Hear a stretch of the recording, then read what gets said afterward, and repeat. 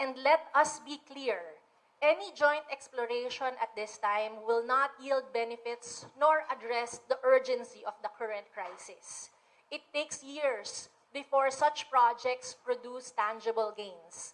Kaya't mapapatanong tayo, bakit ba ito itinutulak ngayon? Hindi masama makipagtulungan sa ibang bansa kung mapapabilis nito ang proseso ng paghahanap ng resources o yaman sa West Philippine Sea. Lalo na't kailangan natin ng alternative and sustainable sources of energy para di tayo malubhang apektado tuwing may krisis.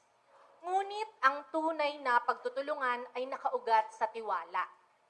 Ang pakikipag-ugnayan ay dapat nakabatay sa respeto, pagkakapantay-pantay at international law.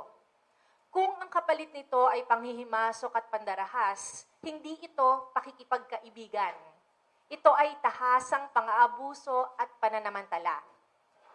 Sa China ba natin ipagkakatiwala ang resources ng West Philippine Sea habang patuloy ang kanilang panghihimasok at pang-aabuso? Sa China na hindi ginagalang ang ating 2016 arbitral ruling victory?